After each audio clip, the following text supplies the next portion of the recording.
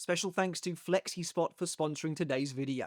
Ignoring Ichibei vs Yhwach, over the last few battle analysis videos now, we've been following something of a trend. Now, I didn't mean for it to turn out this way, but we've been making our way through several of the final battles of the fake Karakura Town arc, starting with Komamura and Hisagi vs Tosen, and then following that up with Ichigo vs Gin, and then most recently, Yamamoto vs Wonderweiss. And since we've already looked at Aizen versus the Gotei 13 and the Vizard in the past, instead, this time it makes sense to go one step beyond that. So, in today's video, we'll be taking a look at the last major battle to take place within the fake Karakura Town. The very end of that arc that transitions into the mini-arc Deicide and the climax of the Arrancar arc as a whole. We'll be looking at the last stand of Soul Society itself, where they were forced to rely on those who had long since disappeared into exile, only to return now to try and bring down a rapidly evolving Aizen on the cusp of enacting his plan. The Gotei 13 has completely fallen, and this is what remains. This is Urahara, Yoruichi, and Isshin versus Aizen. Now, while this fight is happening at the same time as Ichigo versus Gin, I'd argue that of the two, this one takes prominence. Which is interesting because initially, before Kisuke and Yoruichi get involved, the short skirmish between Isshin and Aizen is mostly playing out in the background when compared to Ichigo versus Gin. At some point, the two fights switch places in terms of relevance, with Aizen's battle slowly emerging as the one to truly pay attention to. And I'd say that change comes with the arrival of Kisuke. Hell, even Gin himself seems to realise that on a meta level, taking a seat and deciding to watch Aizen's fight play out to its conclusion once things get truly serious. After all, it's clear that this is where the fate of Karakura Town will be decided. Interestingly, that switch in relevance isn't really down to Aizen himself at all, but the Hogyoku. The Hogyoku, of course, plays a major role in this fight. In fact, it's really here that the Hogyoku begins to slowly encroach upon both the narrative and Aizen's character arc in general, becoming the nexus of the conflict by the time Deicide is in full swing. In a way, this fight feels like a prelude, a gateway to Deicide, despite actually being Deicide itself, because it straddles the line between the two sub-arcs. Nothing of significance has really changed in regards to the overarching narrative. We're still in the fake Karakura Town, and our heroes are still fighting Aizen, but as I said, the feel is very different. The combined forces of the Gotei 13 and the Vizard have been defeated, and this feels like the endgame of that lengthy battle.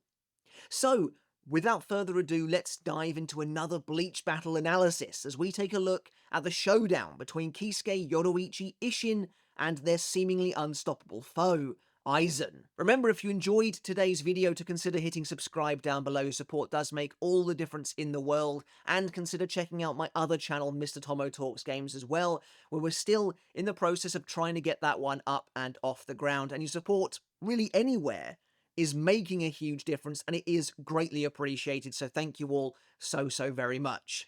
And now, before we dive into the meat of the video itself, first a word from today's sponsor.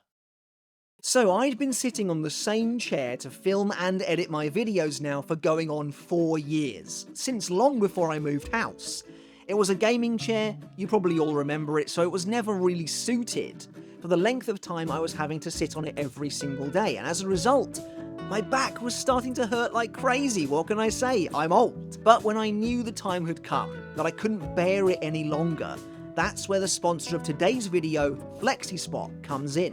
This is the FlexiSpot C7 office chair, which features 2 distinct modes, office and relaxation. Now, I gravitated towards this chair specifically for its adaptive lumbar support, which comes into play during office mode, which is how I'll primarily be using the chair, for filming, for scripting, for editing, for spending a long time sat in this one spot. The lumbar support can be adjusted to a comfortable position before being locked into place, after which it will continue to rise and fall in accordance with your body and the way it moves while seated.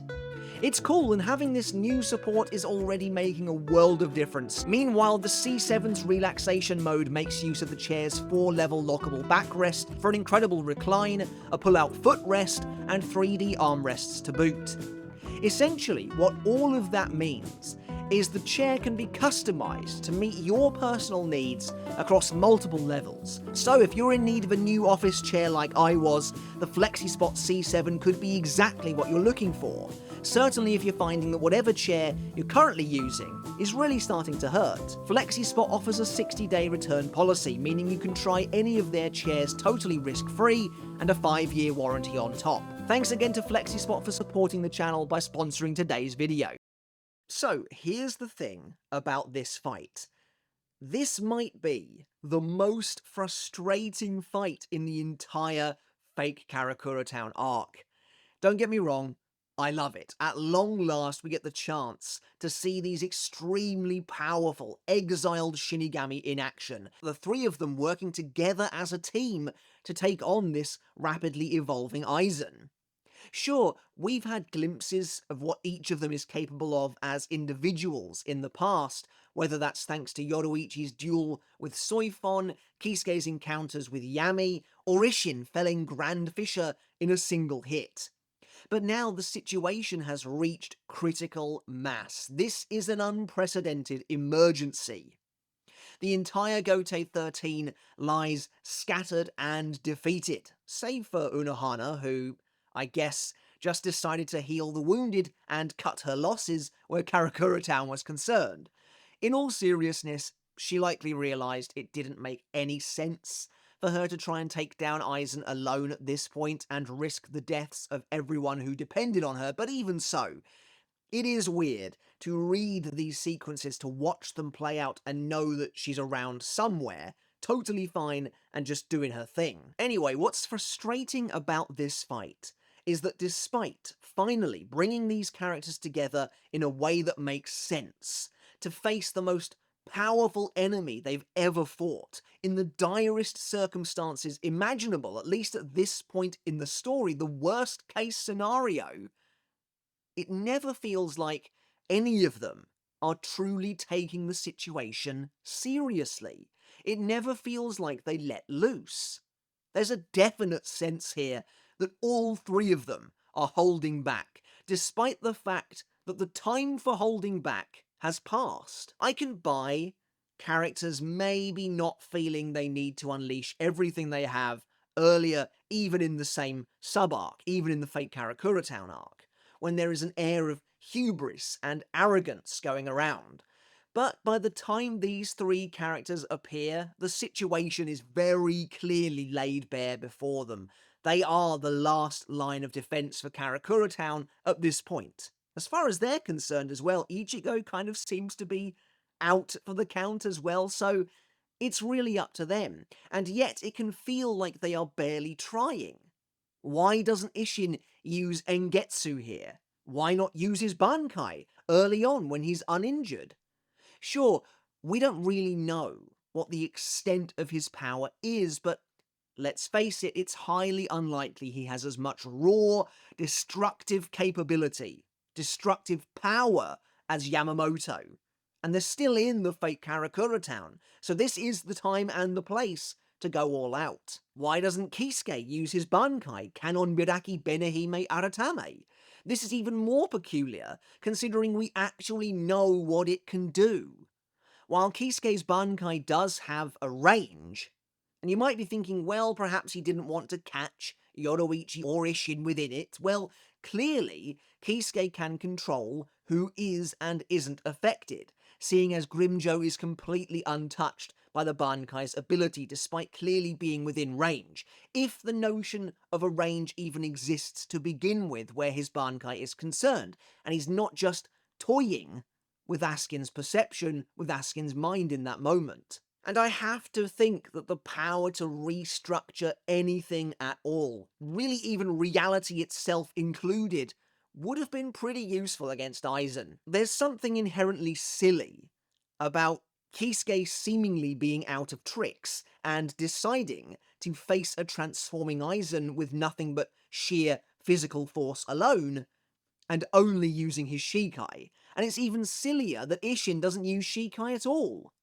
Considering the amount of damage Isshin manages to inflict upon Aizen with a Getsuga Tensho while in base, imagine what it might have done were Engetsu active at the time. Of course, I get it, and it's something we've discussed before. Kubo was essentially forced to extend the Urankar arc beyond his original plan, and not only that, clearly decided to save a bunch of reveals for the Thousand Year Blood War arc still to come, reveals that perhaps he originally intended to have here. Although considering the role Isshin ends up playing in the Thousand Year Blood War arc, it makes his muted showing here all the more frustrating. I know this is a recurring issue with the final stages of the Urankar arc in particular, so I don't want to belabor it too much, but I do think that this is probably the single fight where this issue is felt the most. Especially since Kisuke's overall plan barely seems to make any sense to me here. He knows that he's successfully implanted Aizen with the Kido seal, but he also knows that for it to activate, Aizen needs to be enormously weakened. So why wouldn't you go at him with absolutely everything you have? Unless you are literally banking on Ichigo successfully learning the final Getsuga Tensho in time and using it, which seems kind of crazy even by Kisuke's standards. Like, I don't think it's crazy that Kisuke wouldn't envision that as a possibility, one of many, and of course that's the possibility that ends up happening. But what was Kisuke's plan for if Ichigo didn't learn the final Getsuga Tensho?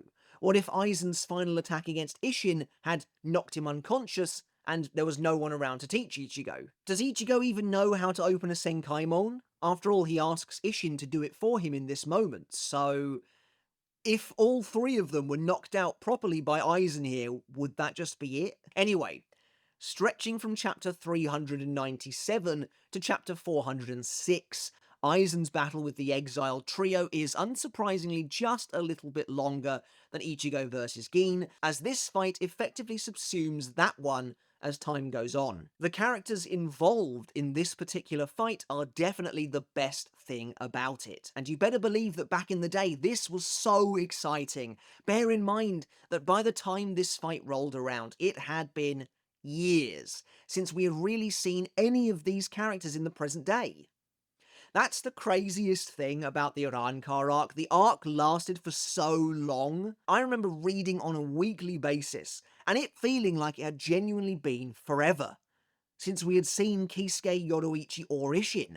By the time Kisuke shows up in the fake Karakura town, it had been roughly, I think, 4 years since we'd seen him in the present day, and even longer for Yoruichi. It's actually hard to remember that Kisuke in particular plays a fairly big role in the first third or so of this arc.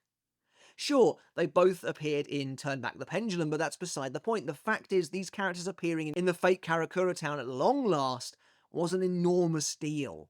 And so it's kind of crazy to think that chapter lifespan I quoted a minute ago was kind of their entire run in this final war. Isshin appearing was honestly an even bigger deal, as it was at last the moment Ichigo learned his father's great secret, the fact that Isshin was a Shinigami and a former captain to boot, something that we readers had known for essentially the entire arc. So yeah, in many ways this fight was a long-awaited releasing of the pressure valve. Isshin appearing in front of Ichigo was gigantic, it was cathartic, though Kubo wasn't prepared to give us everything just yet, as Ichigo himself essentially tells Isshin that he doesn't need to tell him what's going on right now, which was, yeah, definitely a little annoying back in the day, though it kind of made sense, considering they were in the midst of fighting Aizen. I actually think that's a part of what irritated people about the Lost Agent arc so early on, was that it kind of dangled the continuation and hell, maybe even resolution of the Isshin mystery in front of us for literally no reason, as it never went anywhere with it either. Ginjo says things like, "You don't know anything about your family, really, not yet." But it all culminates in Ginjo basically just telling Ichigo that he used Isshin to get Ichigo's attention, and he's not interested in him apart from that, which felt like a retcon, to be totally honest. It felt like Kubo was going to go down the family secrets route in The Lost Agent, hence the scenes with Karen early on. And then he just totally drops it. Anyway, that's a completely different can of worms. The key factor here is that these characters were incredibly exciting, and the same goes for Aizen too, who has been fighting for quite a while now at this point. Honestly, this is kind of what I feel Yhwach was missing towards the end.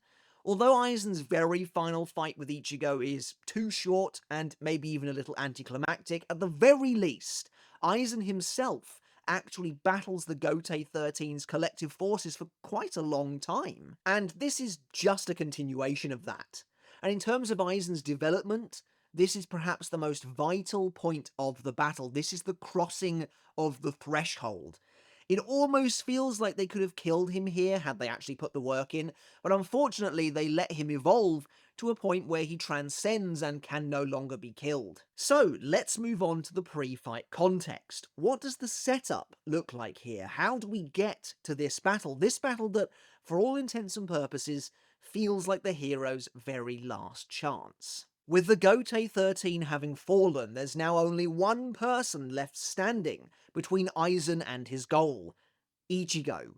However, after a very brief skirmish, and to be honest, I wish we got a little more of this, base kind of bankai hollow mask Ichigo fighting base Arankar arc design Aizen. I'd have liked to have seen a little more of this, to be honest, as that's what probably most of us kind of imagined Ichigo versus Aizen looking like to some degree for all those years building up to this moment. However, like I said, after a very brief skirmish, Aizen successfully rattles Ichigo's resolve by telling him that every battle he's fought so far has taken place in the palm of Aizen's hand.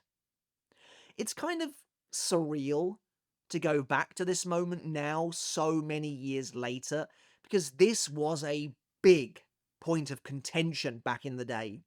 A lot of people thought this was maybe a jump the shark moment for the series.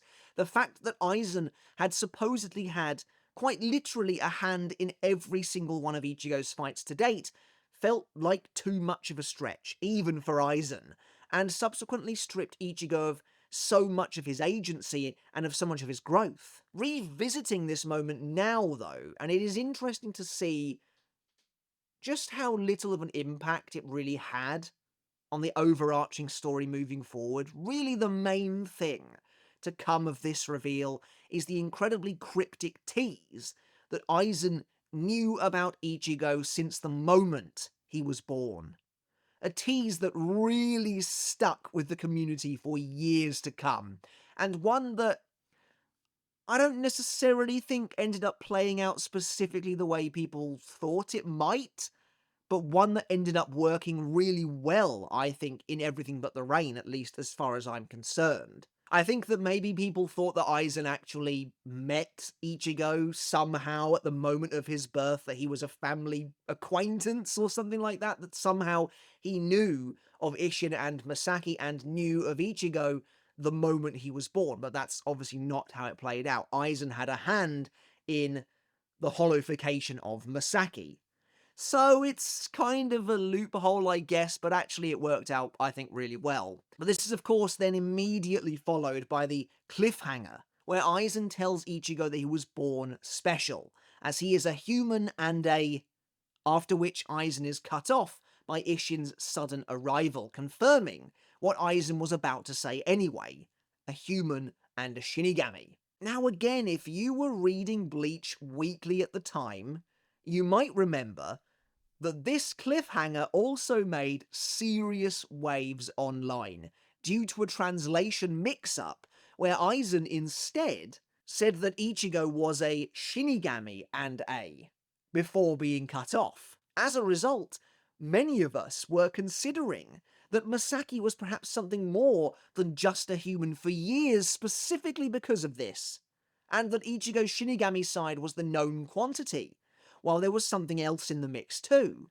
But no, the reality of the situation, with the correct translation, is much less dubious.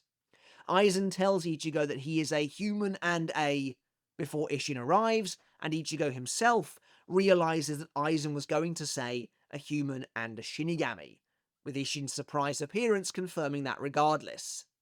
And of course, Isshin finally revealing the truth to Ichigo in such a dynamic way was something that we had been waiting to see for, again, years at this point. 5, 6 years worth of waiting, of speculating, of build-up essentially, exploding onto the screen in one fell swoop. And really, it kind of feels like the reveal of Isshin's true nature is maybe the biggest thing to come out of this entire battle against Aizen. Well, that and the early iteration of the blade is me, I suppose, later on, but in terms of lore, in terms of earth-shaking reveals, this is probably the biggest of the bunch, and it's handled really well. It's much, much easier to look back on this fondly now, considering we did eventually get the answers that we were waiting for further on down the line. Sure, we still had to wait another almost 150 chapters to get them, but it would be worth it in the end. Now, I've actually discussed the entire showdown between Isshin and Aizen before, in a video where I looked at whether or not Isshin would actually have been able to defeat Aizen were he to best him before Aizen began to evolve or not, so I implore you to check that out if you haven't already. But to cut a long story short, outside of speculation, there isn't much to see here. With an almighty slash, Isshin separates Aizen and Gin, and while leaving Gin to Ichigo, he takes on Aizen directly. The battle begins in a very peculiar way. Isshin unleashes a Hakuda move, wherein he flicks Aizen in the chest with his middle finger, sending Aizen just crashing through multiple buildings, and this was pretty weird to see, especially since the entire Gotei 13 could barely even land a hit on Aizen previously. It kind of felt like the reason behind such a striking opener to the fight was to convey that this was going to be somehow different, but ultimately I'm not sure that really pans out.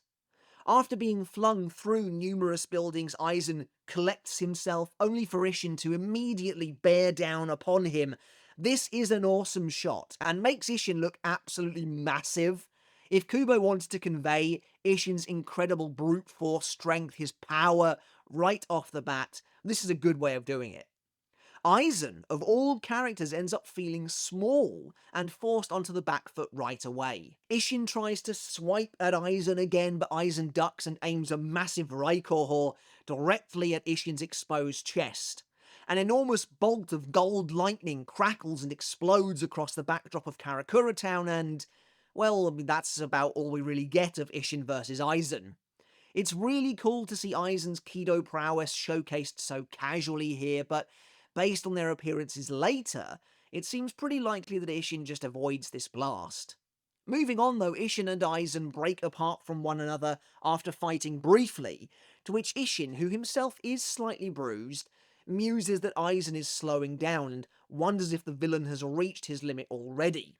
This is another weird moment.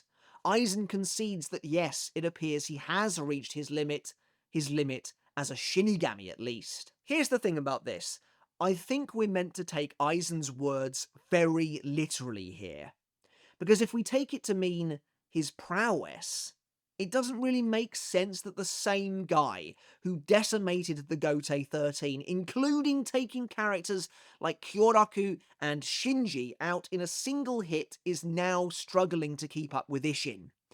And sure, the argument could be made that Aizen is worn out, but again, I doubt it, especially when you consider how little actual active fighting he's been doing. Considering he takes out almost all of his opponents with one swing at a time, I can't imagine, truthfully, he's that tired. And if he is, then it doesn't feel like he's as powerful as he should be. This is also the moment where it feels like Aizen should be using bankai if he has one. And once again, I want to reiterate that I am firmly of the belief that Aizen does have a bankai. Because how could he possibly consider himself to be at the peak of what a Shinigami is without one? Why would he even be thinking of transgressing boundaries when he hasn't even got a bankai, when he hasn't even reached the upper limit of what a Shinigami, a single race, can do? But then it's weird that he believes himself to be at his limit as a Shinigami, which is why I think he's speaking literally. I think he's speaking about his actual soul, as we know it's about to change, and he can presumably feel that. His soul has quite literally reached its limit as a Shinigami, because at last he's about to undergo evolution. This is probably the cutoff point too, by the way, though it may actually come a little later than this. I don't think enough people quite pay attention to what Aizen says during this segment. He hasn't transcended yet. The Hogyoku is only just beginning to understand him and is only just beginning to start replacing Aizen's soul. Aizen could definitely still be killed here. Right now he's still just a Shinigami, but that's quickly changing as of the end of chapter 400. The real question is, could Aizen have been killed when he was in his chrysalis form or not? Because although he has started to transcend, the Hogyoku is still only in the process of recreating him. Anyway, we're jumping way ahead. Aizen goes on to tell Isshin the true power of the Hogyoku, that it isn't the ability to break down the boundary between Shinigami and Hollow as was previously thought, but instead has the power to read the hearts of those around it and realize their deepest desires. I'm going to go off on a little bit of a rant right now, just warning you ahead of time, but this was another pretty unpopular reveal back in the day.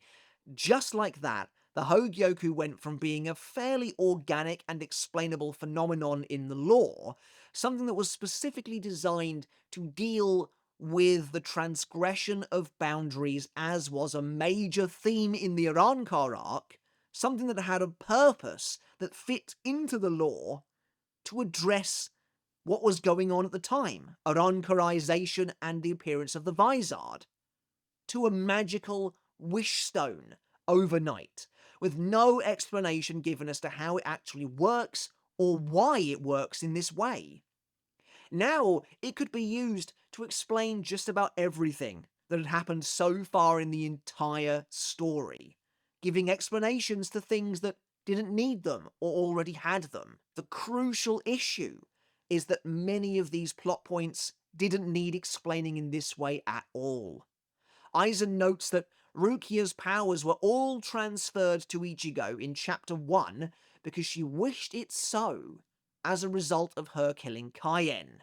Meanwhile, because Chad and Orihime cursed their own powerlessness, their powers awakened, despite them being nowhere near the Hogyoku at the time. The Hogyoku's true ability is retroactive continuity at its finest. This is the story being actively rewritten from the present to the past before our very eyes, in a way that frankly, at least in my opinion, makes less sense. Originally, all of these events took place because of Ichigo, the main character of the story, whose abnormal power caused changes in people and the world around him. Now, though, it's all apparently because of this magical wish stone that can just do whatever you want it to do. And of course, this brings with it a number of questions. Why isn't the Hogyoku granting the wishes of absolutely everyone around it at all times? Absolutely everyone that has even remotely come into contact with Rukia. Aizen later says that the limitation of the Hogyoku's wish-granting ability to fulfill the desires of people's hearts is limited by their own capacity. They can only realize that which they are actually capable of. That still doesn't preclude the Hogyoku from fulfilling the wishes of just about every single person it runs into. Another issue I have is that why is the Hogyoku granting wishes to people who aren't its master? This idea of the Hogyoku having a master doesn't really come in until a little bit later on, so it's totally possible that Kubo maybe hadn't quite come up with that yet as this chapter was releasing. Also, why is the Hogyoku working and granting wishes in the Agent of the Shinigami arc when it supposedly hasn't even awoken yet? Aizen even notes later that both his and Kisuke's Hogyoku weren't completed until Aizen stole Kisuke's and sacrificed it to his own. So why is Kisuke's Hogyoku capable of literally giving regular humans powers? Now, in my opinion, and I've always been of this opinion, the notion that Aizen created a Hogyoku before Kisuke was something that was introduced very, very late into the story. That was an idea that, I'll be honest, I think Kubo kind of came up with as that chapter was releasing. Because there's very little evidence to suggest that was ever actually the truth. You know, you can count on two hands the amount of retcons this issue brings up. The fact that when Aizen retrieves the Hogyoku from Rukia, he talks as if he's never seen one before. The fact that as late as this battle that we are about to discuss, Aizen says to Kisuke that he is the inventor of the Hogyoku. He says to him, the Hogyoku, although your own invention. But Aizen apparently came to the conclusion of the Hogyoku before Kisuke did. In this instant, Kubo opened a real can of worms. And of course there's the stuff in the Urahara invasion arc, where Aizen notes that the Hogyoku is currently slumbering, but it can be awoken briefly by fusing with someone with twice the spiritual energy of a captain. So again, if the Hogyoku has been lying dormant this entire time, how has it been doing any of this? Rukia certainly does not have twice the spirit energy of a captain. So yeah, in this instant, Kubo opened a real can of worms with the Hogyoku and kind of turned it into a huge mess of a plot device. But for the purposes of Aizen, at least in this moment, I actually think it works quite well.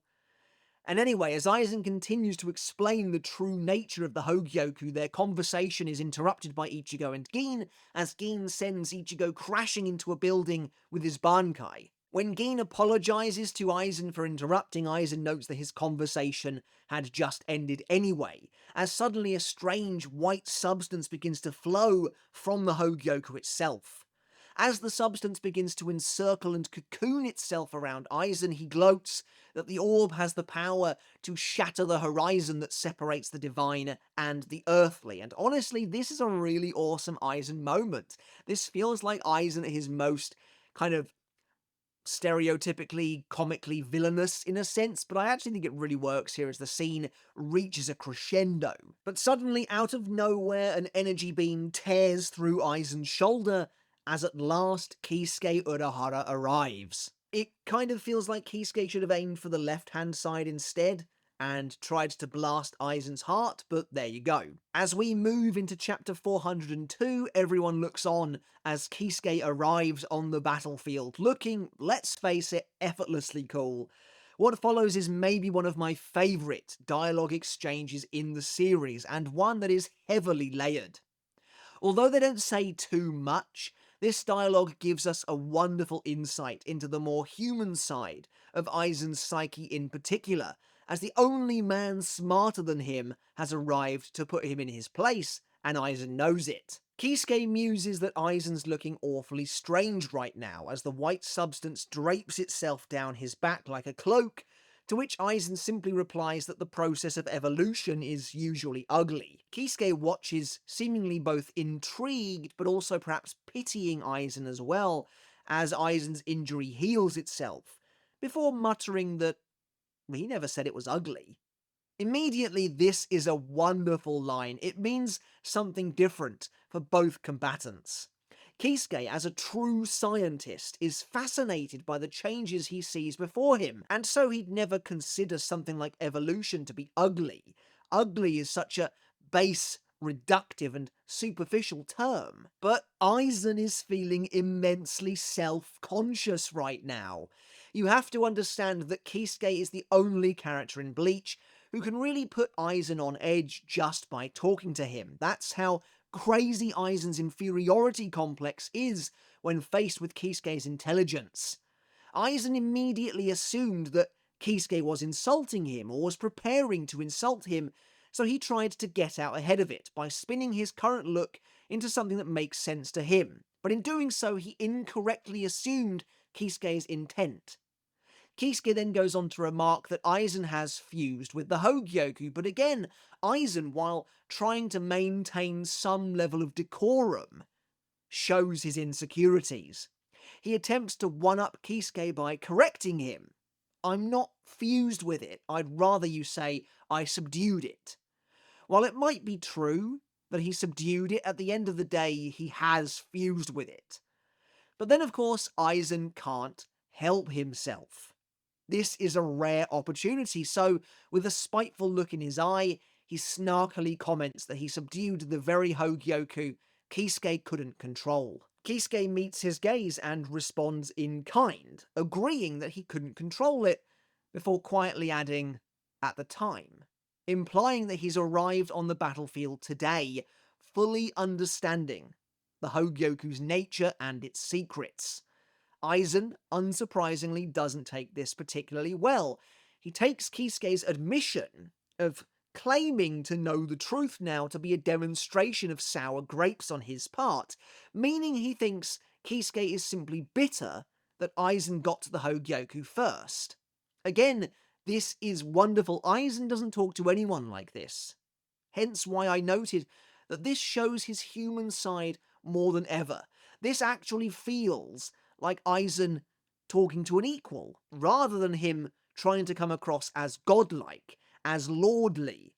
This is the most human this character ever really feels. And also, don't miss the fact that Kubo intentionally draws Kisuke as standing far above Aizen during this exchange either. He's taking the high road, while letting Aizen obsess over this petty rivalry. A one-sided rivalry, if I might add. At this, though, Aizen appears immediately in front of Kisuke and plunges his blade into Kisuke's chest, musing that his opponent has forever lost the chance to control the Hogyoku. As far as Aizen is concerned, that's what Kisuke wants, to achieve what Aizen has, but Aizen beat him to it. Then there's the fact that Aizen immediately moves to kill Kisuke, showing his petty hatred of the man, but also his concern. Again, Aizen rarely acts like this. You know, even against Shinji, Aizen gloatingly said, "You're special, I'll use my blade against you," as if, everyone else is beneath it. But here, there's no messing around. Aizen just jumps straight in for the kill. Basically, Kisuke provokes him into attacking without really doing anything himself, and Aizen acts carelessly, beginning a trend that would continue throughout this fight. It's a very well written exchange, to be honest. Kubo does a lot of showing and not telling through the dialogue here. It's clear that Aizen feels like a different person when faced with Kisuke specifically, while Kisuke himself barely has to work to rile him up. Anyway, as Aizen stabs Kisuke, Kisuke's body explodes. It's the portable Gigai he used against Yami. You can see the indignation on Aizen's face when he realizes what Kisuke tricked him with, to think he, the great Aizen, fell for something as debasing and as low as this. It's written on his face. However, as a result, Kisuke gets behind Aizen and seals him with Rikujo Koro, an incorrectly drawn Rikujo Koro, by the way, that has an additional rod of light that it isn't supposed to have. Again, Aizen tries to save face by smarmily noting that he didn't expect Kisuke to use such a petty trick against him, which is why he was caught in it, when in reality he was just being very careless, before wondering what Kisuke will do now he's restrained him with a Bakudo of such a level. At last, though, Kisuke decides to rise to the challenge, and wonders exactly what kind of level Aizen means.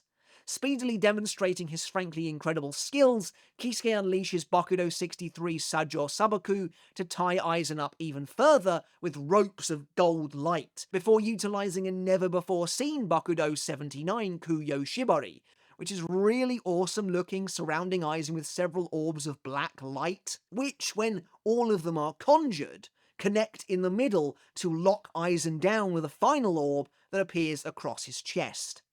With Aizen temporarily unable to move, Kisuke gathers his strength and releases a fully powered, full incantation Hado 91 Senju Koten Taiho, with the former captain smugly telling Aizen he's too late to do anything about it, at last allowing Kisuke a little jab of his own. Kisuke sends the barrage of energy blasts crashing into Aizen from afar in a gigantic explosion. And as Kisuke ponders that Aizen really did let his guard down, suddenly Aizen appears directly behind his rival, seemingly unhurt, but now even further transformed, as the cocoon encroaches upon half of his face too. Kisuke twists around, but Aizen, still feeling incredibly bitter, throws Kisuke's own too late back at him before striking him across the shoulder with his bare hand. A stream of blood rupturing from Kisuke's wound. First of all, it's awesome that Aizen can now slash people with just his bare hand. And secondly, this is all part of Kisuke's plan. It's later revealed that he essentially duped Aizen into attacking him by baiting him with Hado 91, and it's interesting to see just how much Aizen is actually being strung along. That being said, Kisuke notes that his true plan comes about as a result of Aizen touching him twice, but I'm not sure where the second time was. Was it when Aizen stabbed Kisuke earlier? I doubt it because that was just a fake, so I'm not entirely sure. If I had to guess, although Kisuke says his plan works as a result of Aizen touching him twice, I have to assume in actuality the first time was when Kisuke touches Aizen, just when he uses Rikujo Koro.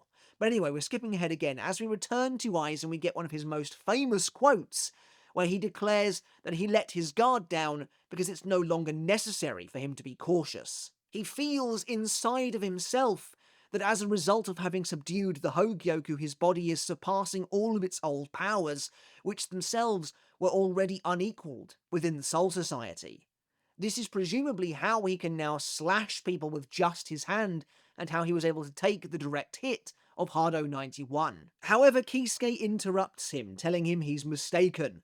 Aizen wasn't being careless because he let the Kido hit him, but instead because he touched Kisuke twice without some kind of plan. Again, I'm not sure when the second time was, as I mentioned a moment ago. I'm assuming the two times are actually when Kisuke touches Aizen, and then when Aizen slashes Kisuke. But still, suddenly bracelets of gold light explode into life around Aizen's wrists. At last, looking terrified, Aizen asks what's going on, to which Kisuke reveals that he sealed the Reiatsu vents Aizen has on his wrists, the very same vents that every Shinigami has. And as the chapter comes to an end, Kisuke reveals that Aizen will be burned to death from within by his own spirit energy, as a massive column of power lights up the battlefield before him. Is this maybe one of the most terrifying feats of any character in Bleach? Just like that, Kisuke steps onto the battlefield and within a chapter almost kills the main villain, achieving what the entire Gotei 13 couldn't get anywhere near with barely any effort at all. The fact that Kisuke makes it look so easy to kill even the strongest Shinigami means there's barely any opponent in the series, any Shinigami opponent at least, who could do anything about this tactic, and just like that, the battle could have been won. But of course, it's not that simple. I like this moment a lot. I like Kisuke affirming to Ichigo that Aizen is more than that. His line where he says, "I wish it were that easy, but then he'd be just another monster," is really cool, and totally separates Aizen from everyone else, even the Espada. And just like that though, the smoke clears, and Aizen is revealed. Well, crucially, in terms of paneling, the Hogyoku emerges first, which is very fitting, as the Hogyoku is now fully running the show. As Aizen appears, we see his new form for the first time, and, well, it's definitely a new form, alright. Look, Cocoon Aizen was controversial from the moment it appeared. And with good reason. Aizen kind of looks ridiculous. Even though I also totally get what Kubo is going for here. And I kind of admire the dedication. I mean, it's quite literally a cocoon. Aizen is covered head to toe in a strange white garb, with vacant purple eyes, now the only feature on his face. Do I hate this form?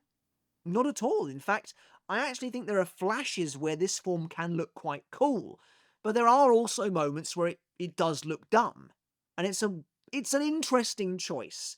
I won't say it's a weird choice, but it's an interesting choice for your main villain.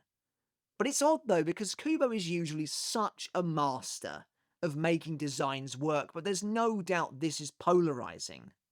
And it feels like it could have been so easy to actually make this look awesome instead. One thing I do like about this form though is the way it kind of illustrates Kubo's talent. It's very impressive how in some places it still looks like Aizen's face, even though the only features he has now are his eyes, and even they don't look anything like Aizen's eyes anymore. That's really cool. But ultimately how this form looks is superfluous. What it represents is much more important. As we discover later, the key to evolution is for Aizen to face certain death, to feel that fear, and that's what happened here. This is the first instance of Aizen being killed, but the Hogyoku instead forces an evolution upon him, and at this point his soul is now fully in the process of being replaced. What's actually coolest about this form, in my opinion, isn't how it looks, it's what's going on underneath the surface. I love the fact that there is nothing within Aizen's cocoon right now, save for a twisting mass of energy, as his body is quite literally being reconstituted by the Hogyoku. It's kind of wild. We never see anything like this in Bleach ever again. And that fact is nicely teased a few times in the battle as well. Aizen appears in the midst of Kisuke, Ichigo, and Isshin, shocking all three of them, as he commends Kisuke for his plan. Again, in a nice moment, Aizen openly admits that if he hadn't subdued the Hogyoku, well, he would have lost then and there. In a great tease of the true nature of this form, we see Aizen break into his own cocoon to retrieve a solid ring from around his wrist, the seal that Kisuke placed there. Back in the day, when I was young and stupid, I thought Kubo made a mistake here. How could Aizen remove the ring and keep it intact? But of course the answer is obvious. It's because there's nothing tangible inside the cocoon at all. And this is a great tease. I almost wonder if Kisuke himself realizes in this moment what's going on, or at least to some degree anyway. But drawing his Zanpakuto and immediately wordlessly activating Shikai, Kisuke prepares to go on the offensive. And again, this is what I mean when it's a little bit silly, that Kisuke's initial plan doesn't work, so why wouldn't you just use bankai? Like, why does he think that Shikai is going to be enough? From behind, Isshin comes rushing in, and it's here that we get our next clue. That all isn't as it seems with Aizen's current form. He stops Isshin's blade with his foot, performing a move that is humanly impossible, and frankly impossible even for the most flexible of Shinigami. Keeping one foot firmly on the ground, Aizen lifts his other leg vertically in the air behind him, again revealing there's nothing inside the cocoon, and even brings that leg round a full 360 degrees to clash with the oncoming Kisuke. It's a little weird though, because Aizen then follows up by kicking Isshin and blocking Kisuke's blade with his own. So, I think what's meant to be happening here is Aizen is moving so fast that his one leg comes down, touches the floor, then he spins a second time and clashes with the two of them, sending both Isshin and Kisuke spiraling backwards. This is a cool little piece of choreography, and suddenly, we see that both Kisuke and Isshin are unfurling a chain that they've successfully wrapped around Aizen, with one of them pulling his arm and the other pulling his leg in different directions. As a bemused Aizen wonders what's going on, I love Kisuke's little smirk as he knows who is about to arrive. With Aizen momentarily helpless, Yoruichi leaps into the fray from above, bringing her fist down on Aizen's back in a tremendous explosion. Of course, everyone was ecstatic to see Yoruichi back in the day. Again, it'd been even longer since we'd last seen her, but more than that, I think many of us thought that the strange armor covering her arms and legs was maybe her Shikai in action. And to be honest, I kind of wish it had been. Either that or Raijin Senkei that she uses in the 1000 Year Blood War arc. Mainly because Aizen is the main villain, and this is superficial, but Aizen as the main villain deserved to have more new abilities and powers revealed in battle against him. It would have meant that the stakes felt a little higher. It's kind of crazy when you see the level of damage that Yoruichi inflicts upon Aizen's Cocoon here. I mean, her fist effectively goes right through it. So, I'm not sure why Isshin's Getsuga is the one attack that Aizen actually feels, when it kind of seems like Yoruichi should be totally demolishing his body here. But Yoruichi unleashes a torrent of punches, a flurry of fists, seemingly smashing Aizen's Cocoon to pieces. Once the dust settles, Yoruichi admires her handiwork, when suddenly Kisuke warns her to get out of there. In a flash, Aizen's power erupts just as Yoruichi pulls her leg away. Although she narrowly avoids the strike, her leg armor is destroyed, but the goddess of Flash manages to dart backwards in time. As Kisuke and Yoruichi come together, Aizen rises from the rubble, his form cracked and broken, but intact. Most interestingly, however, his sword is now very clearly fused with his hand, indicating perhaps the craziest element of the transformation yet. I'll be honest, this final shot of Aizen in chapter 403 really works for me. It's shots like this one that I think the Cocoon form actually looks awesome. It's a delicate balance for sure, and like I said, Kubo doesn't always get it right, but here I like it a lot. It gives off a uniquely sinister vibe, and Aizen almost looks like a ghost or even a Templar Knight or something. I think this form works a little better with some more detail on it, so when he's covered in cracks and breaks, it looks more effective in my opinion. As we begin chapter 404 and Aizen approaches his opponents, it actually looks like Kubo dialed back just how dramatic the fusing of the sword actually was with Aizen's arm, as if deciding that maybe it was still a little too early to go that far. There's no doubt that the two shots look pretty different in this regard.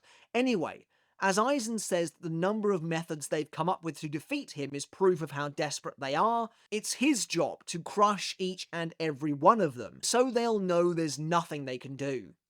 As Aizen tells them to make their next move, he glares back ominously at Ichigo, who can't really believe what's unfolding before his eyes.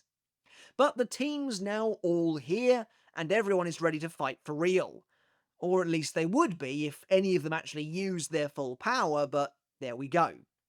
Anyway, Kisuke notes that Yoruichi was wearing special anti-hero armor, and he didn't expect it to be broken quite so easily. This is a nice little reference to Yoruichi's first encounter with Yami, and how much it hurt her just to beat him up with her bare fists and feet. Yoruichi takes offense to this, however, believing that Kisuke was saying it was her fault the armor shattered as she was being careless. As Kisuke ensures her that that's not what she meant, Yoruichi instead questions the armor's design, saying Kisuke should have made it better.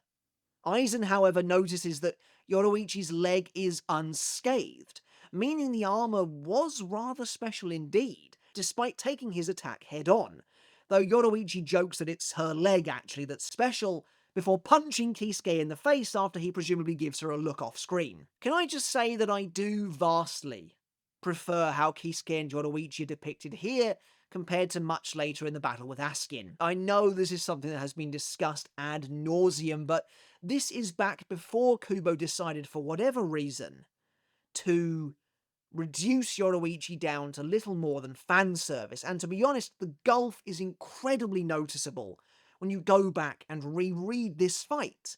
It feels like Kubo's philosophy for depicting this character totally changes in the final arc, especially the final third. It's really odd. Here, Yoruichi feels like a real character and still manages to maintain her appeal while also staying true to her character and how her character has been depicted in the manga thus far. They feel like a real duo, a powerful partnership, and that's awesome to see. Throw Isshin into the mix and you've got enormous potential for some great dynamics here. However, Aizen takes a step forward, causing all three of them to stop their joking immediately, and I love that too. It almost feels a bit silly, but it just goes to show how on their guard they actually are right now. Aizen literally moves an inch, and Kisuke, Yoruichi, and Isshin instantly ready up. It's cool stuff. Aizen then states that there's no need to fuss over the armor. If one attack was enough to reduce the leg armor to dust, then 3 more attacks will destroy the armor completely. As Yoruichi prepares to face Aizen again, he appears immediately beside her, turns and strikes, causing a massive explosion, leaving us to wonder if even Yoruichi was fast enough to escape. Moving into chapter 405, we see that the armor on Yoruichi's right arm has been destroyed as well now, leading Kisuke to question if she's alright. Yoruichi adamantly replies that the only reason she blocked Aizen's strike to begin with was because she was wearing the armor, otherwise she'd have dodged him and been just fine. We then get another nice moment between Kisuke and Aizen, as Kisuke catches Aizen staring at him from afar. When Kisuke asks Aizen what he's looking at, Aizen muses that he thinks Kisuke's fake concern is just part of another strategy. Kisuke retorts that he thought Aizen wasn't going to be cautious anymore, to which Aizen notes that he's just observing, revealing that Kisuke is the only person in the Soul Society whose mind is greater than Aizen's own, and that despite their powers no longer being equal, the shopkeeper still interests him.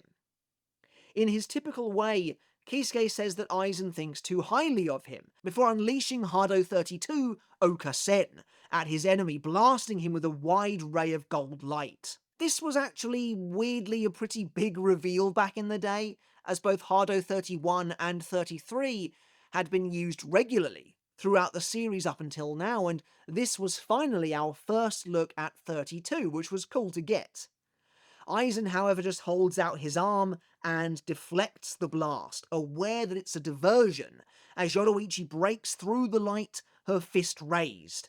Aizen casually blocks Yoruichi's fist with his arm, and again Yoruichi rapidly punches away at him, even though Aizen reminds her that she can't defeat him. However, as Yoruichi prepares to connect with her next strike, she suddenly activates Shunko at the moment of impact, and as a result, punches straight through Aizen's arm and smashes her fist into his neck.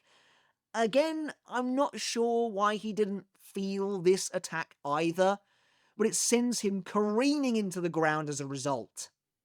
By the way, this was the first time we had seen Shunko in action since Yoruichi's battle with Soifon over 300 chapters ago, which is absolutely crazy to think about. Yoruichi races downwards to try and catch Aizen off guard, but Aizen emerges from the dust once more, essentially unharmed, as he catches Yoruichi's fist. As he does so, though, Kisuke appears in the air above him, a strange black net of energy trailing from the end of his Shikai. At last, we get to see more from Benihime, as Kisuke releases Shibari Benihime, flinging the net downwards, trapping Aizen. Kisuke then drives his blade into the netting and activates his second ability, Hyasobi Benihime, igniting the net and unleashing a combination technique called Juzu Tsunagi, wherein he infuses the net with a volley of almost gelatinous-looking bombs that race towards Aizen and explode in a towering mass of flame. Although Aizen appears from within the column of fire, scorched and blackened, he chastises Kisuke, disappointed in his apparent secret weapon, only for Isshin to be upon him, his sword wreathed in energy.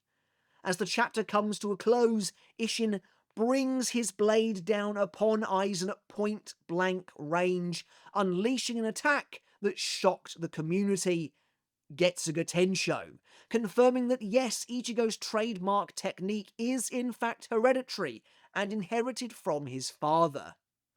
You see, this is what frustrates me about this fight though. What we just got in this chapter was amazing. It was excellent stuff, and we should have had it for 2 or 3 chapters more. This fight ends just as it feels like it's really getting started, like it's getting to the good stuff at last. This chapter is where it feels like they actually start trying. Finally, the trio are working together, they're working in sequence, they're unleashing some of their biggest and best attacks, but this is the end. And I think this is an issue that a lot of Bleach fights in the manga suffer from. They spend a lot of time building up the battle slowly, only to end it when it's really getting good, giving us maybe one chapter of what we actually wanted to see. Kenpachi vs Gremmy is another fight that feels exactly like this. Kyoraku vs Stark. Stark only uses his best, most interesting and coolest ability against Love and Rose, and then the fight's over a chapter later. But with Aizen's eyes wide in shock, his body is engulfed in the Getsuga Tensho, which as we see in the next chapter is absolutely massive. Continuing this trend of Isshin apparently being uncalculably powerful, the Getsuga rocks the entire battlefield, streaming across the fake Karakura town and leaving a trail of devastation in its wake. Of course, it was a surprise to see Isshin using Getsuga Tensho, and one that opened up a number of questions about hereditary abilities, something that I don't think we've ever really seen since. But it's from here, right at the end of this fight, that Kubo really begins planting the seeds of the concept of transcendence. As Kisuke drops down behind Isshin, wondering how the attack fared, Isshin himself says that he doesn't know. He hasn't been able to read Aizen's spirit energy since he transformed, which all but confirms that Aizen could have been killed up until the moment his body was broken down within the cocoon. After that, it gets a little more nebulous. The reason I say it gets a little more nebulous, we'll get into in a moment. Isshin notes that even as he attacks Aizen, it feels like he isn't really there, as if they are fighting a ghost, before stating that the only one who can perceive Aizen's power right now is someone who's in the same state he is. Now this is interesting. Isshin doesn't seem to be speculating here, he's saying that as though it's a known fact, which implies to me at least that the concept of transcendence has come up before, somewhere, somehow. And of course later, Isshin realises that Ichigo can defeat Aizen because he's on the same plane as him, even now, because he can sense Aizen's power. But how and why does Isshin know all of this? I was under the impression that what Aizen was attempting was something brand new, a new feat unseen before, taking him beyond what anyone has ever been. Why would a regular Shinigami, who has only been surrounded by regular Shinigami for their entire life, have any idea about the states of transcendence, the states of existence? Sure, Shinigami have been experimenting with breaking boundaries for years, hence holification, but I mean, we know from the existence of both the Vizard and the Urankar that none of these beings are transcendent, even when made up of the powers of multiple races. However, as the remnants of Isshin's Getsuga begin to disperse, Aizen himself reappears, though it would be wrong to claim he's unhurt. He tells Isshin that his Getsuga was a fine strike, and as the flames disappear entirely, we see that Aizen's cocoon has been broken open and is missing a huge chunk over his face, revealing nothing but a gaping hole beneath. And inside the cocoon, there's nothing but a sinister, shifting purple mass of energy. Aizen even notes that he understood that attack, which feels like a very deliberate choice of words to me, implying, to me at least, that thanks to his Getsuga, Isshin was able to momentarily reach Aizen's level, even if just for a single strike, and deal real, tangible, palpable damage to Aizen's transcendent form. If Isshin could somehow maintain that level of power, then maybe they could have won. That's why I think it's nebulous as to whether or not Aizen could still be killed here, because it's clear from this moment, at least I think, that Isshin is capable of reaching this level, but it's a one-off. Realistically, he simply can't do it. Though how Isshin can even reach that state to begin with, and in base as well, is hard to say. But as Aizen lifts his blade, he tells them it's time for them to understand his power as well, before a tremendous swell of energy detonates in the center of the town. As Ichigo begins to falter in front of Gin, an explosion behind him signals Aizen's arrival, as the ominous silhouette appears and towers over him.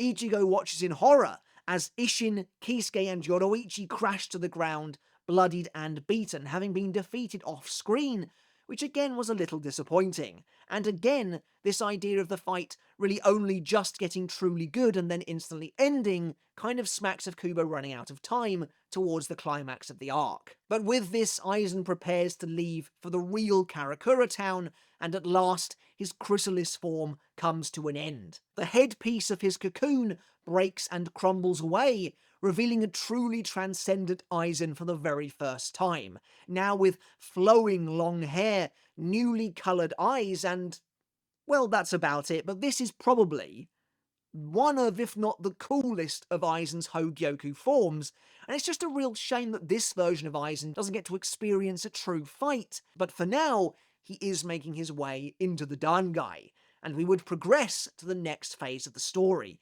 leaving the fake Karakura Town arc behind for good. Honestly, while I like this part of this Aizen's new design, I don't love the rest of his outfit. It doesn't look great, and again, this is an example, at least in my opinion, of Kubo's rule of cool just simply not coming through here, somehow.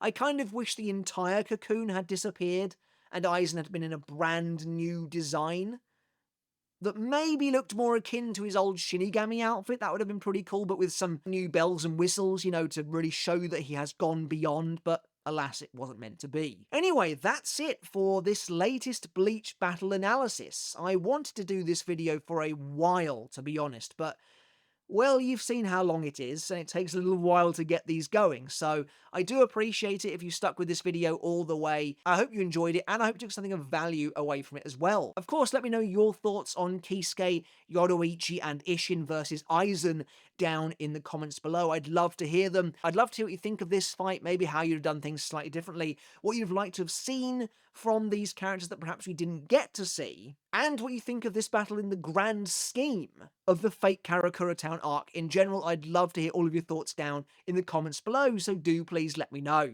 Alright everyone, once again, thank you so very much for watching. Your support does make the absolute world of difference. Consider, if you enjoyed this video, hitting subscribe down below. Perhaps you're brand new to the channel, or maybe you've been with us for a while but you haven't yet hit that button. Consider doing so today, as it does help the channel with exposure. It helps us continue to grow, all of that good stuff. It would be appreciated a lot. Check out Mr. Tomo Talks Games as well. Help us continue to grow over there. I do have a new video coming out there fairly soon that will mark a change in the direction of that channel as well. One that I think we will probably stick with for the foreseeable future. That will be how that channel plays out, so hope you like it. But yeah, again, thank you so very much for watching, and as always, I have to end the video with a massive shout out and a huge thank you to everyone who is supporting me that extra step further by being a Patreon supporter. That is making a massive load of difference, to be totally honest. I really do appreciate each and every one of you so very much. So thank you all. If you want to support me over there, you can find the link to the Patreon in the description box below. Again, it is greatly appreciated, and it does mean the absolute world to me. Okay, everyone, I'm going to wrap this video up. It's gone on for a while. My voice is about to disappear. So until next time, I'll catch you later, and I'll see you then.